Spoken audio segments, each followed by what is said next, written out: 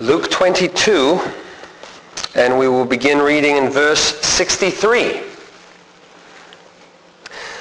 Now the men who held Jesus mocked him and beat him, and having blindfolded him, they struck him on the face and asked him, saying, "Prophesy, who is the one who struck you?" And many other things they blasphemously spoke against him. As soon as it was day, the elders of the people, both chief priests and scribes, came together and led him into their council, saying, "If you are the Christ, tell us." But he said to them, "If I tell you, you will by no means believe. And if I also ask you, you will by no means answer me or let me go.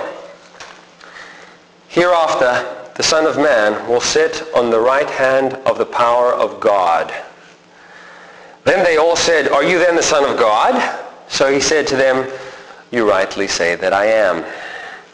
And they said, "What further testimony do we need? For we have heard it ourselves from his own mouth." Thus ends our reading. Jesus has been arrested. We saw that a couple of weeks ago. And he was taken to the high priest's house in the middle of the night, probably sometime after midnight. Last week what we saw was Peter, who was in the courtyard of the high priest. Jesus is in the house. Peter is on the outside, and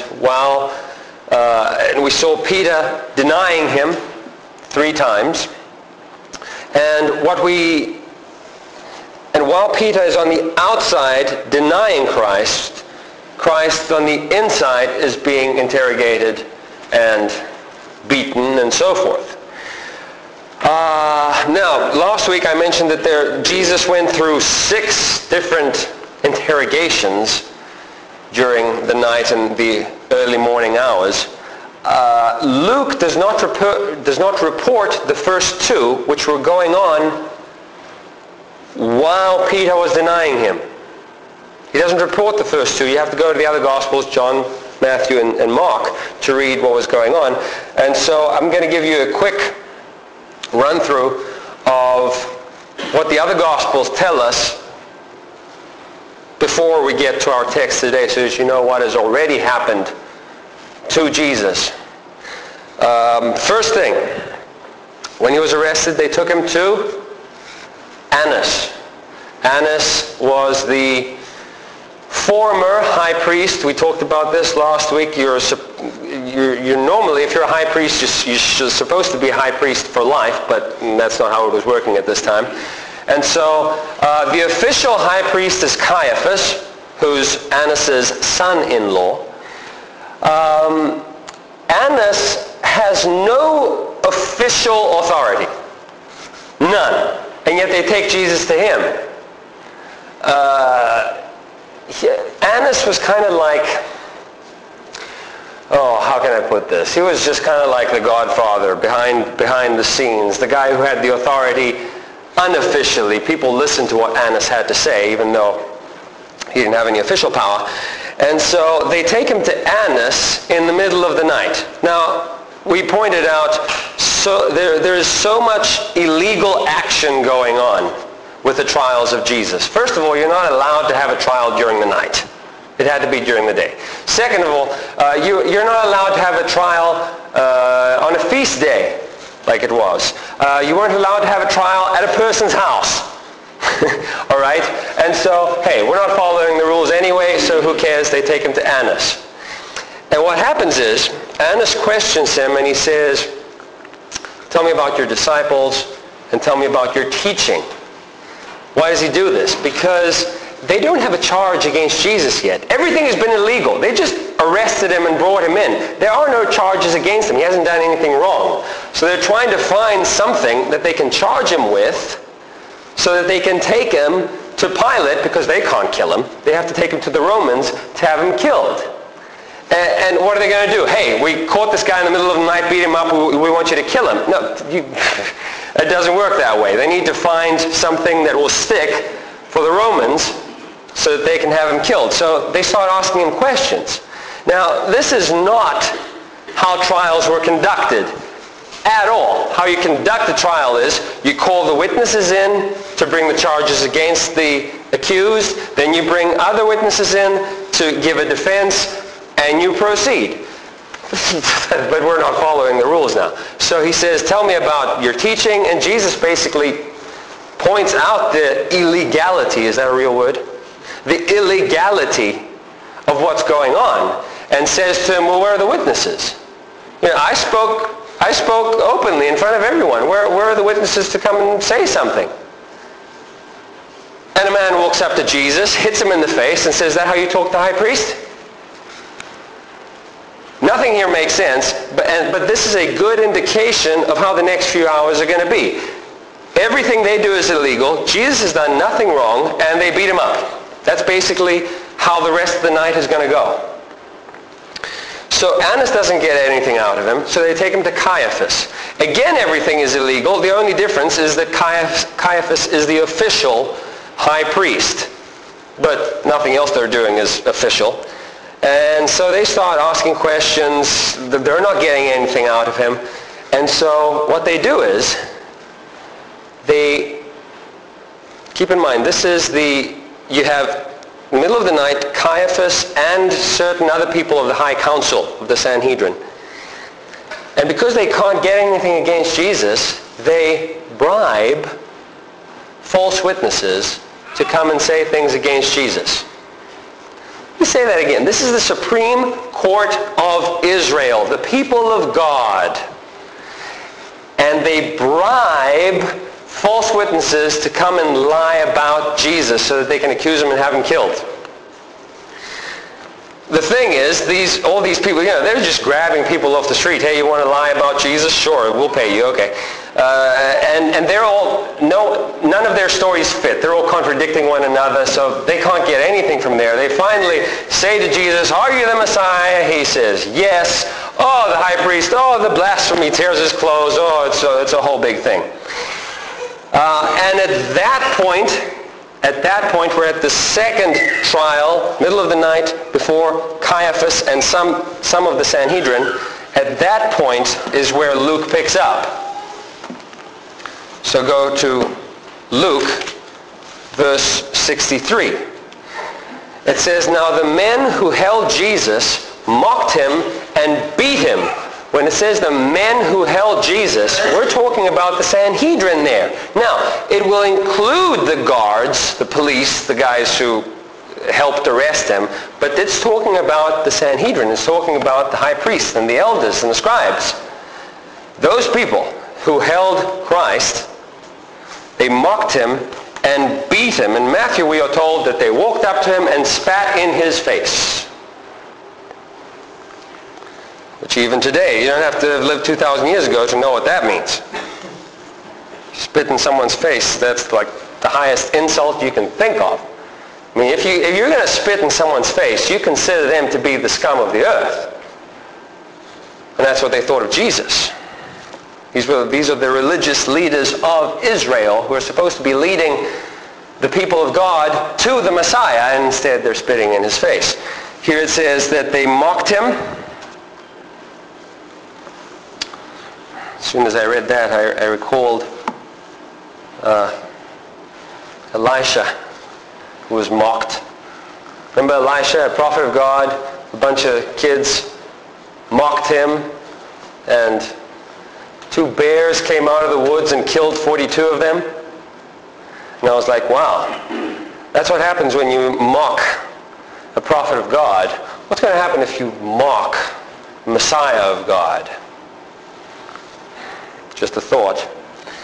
And so they mocked him and they beat him. They beat him. They beat him. This is the Sanhedrin. Of course, yeah, the guards joined in, but they beat him. This is not a bunch of teenagers. This is not a mob. This is the Supreme Court of Israel. And they've just said that, they believe that Jesus is blasphemed. They want to have him killed. And then they just start going and beating him. It's just incredible. And then verse 64, someone has the brilliant idea. Blindfolding him. Verse 64 says, and having blindfolded him, They struck him on the face and asked him, saying, "Prophesy, who is the one who struck you?" This will be fun. We'll mock Jesus' prophetic office. What does a prophet do? A prophet is someone who sees things that other people don't see. A prophet is someone who sees things that God has revealed to him. So cover his face, start hitting him in the face, saying, "Who hit you? Prophesy." Jesus could have, when he's blindfolded and they hit him and they said, "Who hit you?" He could have gone, "That guy." Boom, fire come down. That would have freaked him out. But he didn't do that. He didn't do that. And one quick side note, one quick word of application. There are a lot of people who think that God doesn't see what they do and they think they can get away with stuff. Since I did something evil and God didn't smite me dead at that moment, I can get away with stuff. No, you can't. God sees everything. Can you imagine being one of these people who was beating up Jesus and then dying and standing before Jesus on his throne? Now, if they repented of their sins, if these people repented of their sins, Jesus would forgive even them. That's how good he is. But if they didn't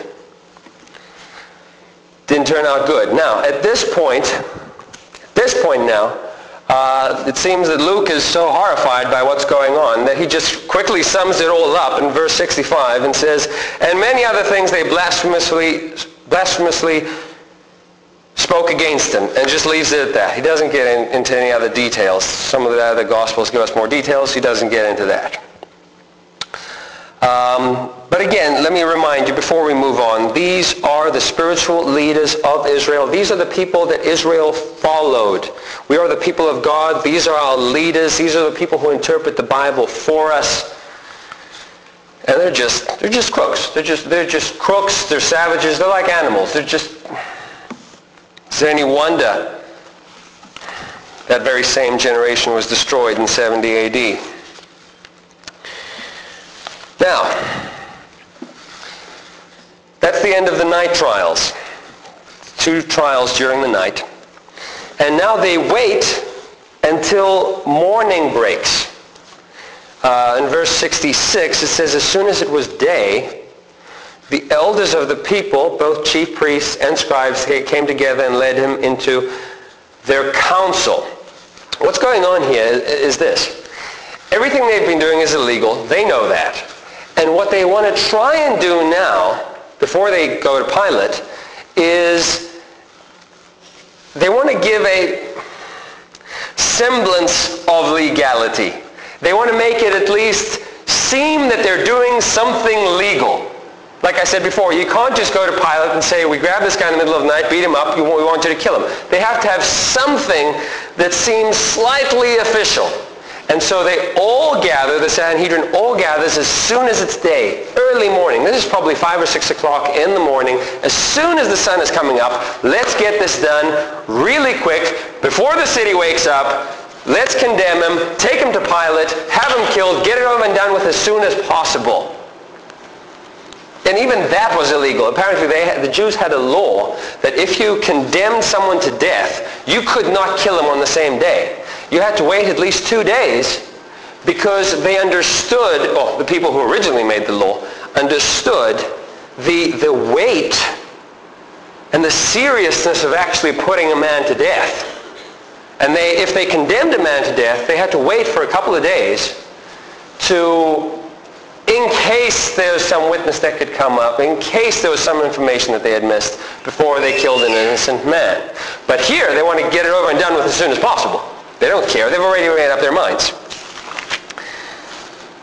They haven't followed any rules thus far. Why start now? So they're all gathered together. They still don't have an official charge against them. They need something official now. Verse 67, they said to him, "If you are the Christ, tell us." But he said to them, "If I tell you, you will by no means believe. And if I also ask you, you will by no means answer me or let me go. are you the Messiah? He says, what's the point in even, you're not trying to have a discussion here. Why even ask the question? You've already made up your minds. So what's the point of even asking the question? You don't care about the truth. You don't care about the facts. He says, if I give you an answer, you're not going to believe. He says, if I question you, you will not answer. If you recall a couple of chapters ago, this was just a few days earlier, they had come up to Jesus and they said, by what authority do you do what you do? And he said, well, let me ask you a question. By what authority did John the Baptist do what he did? Answer me that, and then I'll answer you. And some people think that he was avoiding the question. He wasn't avoiding the question. Through questions, he's trying to get them to understand who he is. And so, but they were like, oh no, we're not going to answer that. And he says, okay, well, I won't answer you. And that's what he's saying here. He's saying, you're asking me questions. If I tell you, you're not going to believe. If I ask you questions to try and get a discussion going so you can understand, you're not going to answer me. There's no point. This is just a mockery. This is just ridiculous. There's no point. Don't you hate that? I was thinking about this the other day. Don't you hate it when people ask you questions when they've already made up their minds? I've already made up my mind what I'm going to do, but let me ask you your opinion. And you tell them, and they're like, no, I'm going to do my own thing anyway. And it's like, In the book of Jeremiah, this happened all the time. If you go through Jeremiah was a prophet who was preaching, repent or the Babylonians will come and destroy the city. He was preaching this for 40 years. That's longer than I've been alive.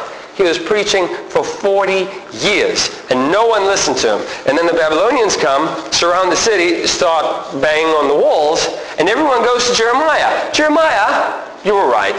You're right. What should we do now? You're a man of God. What should we do now? He says, well, not much you can do right now. The best you can do is surrender, and at least you won't be killed. They say, no, we're not doing that.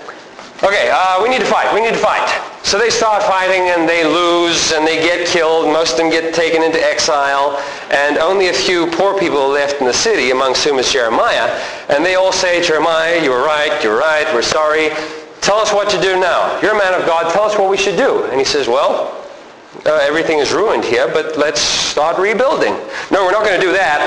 Let's go to Egypt. It'll be better there. It's like, And this was, tell us, Jesus, tell us. We need to figure this thing out. Why? They have already made up their mind. Jesus is not the Messiah. He's a blasphemer.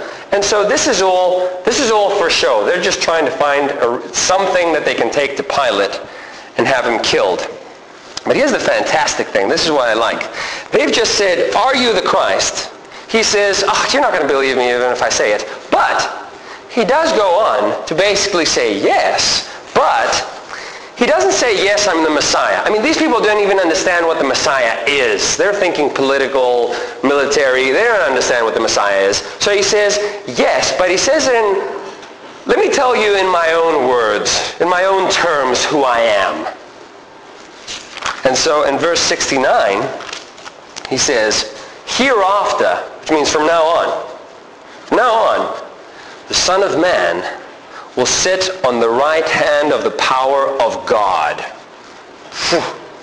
What's he talking about?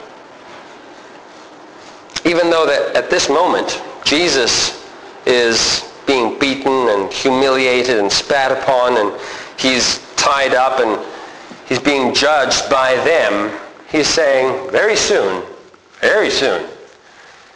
I'm going to be sitting at the right hand of God.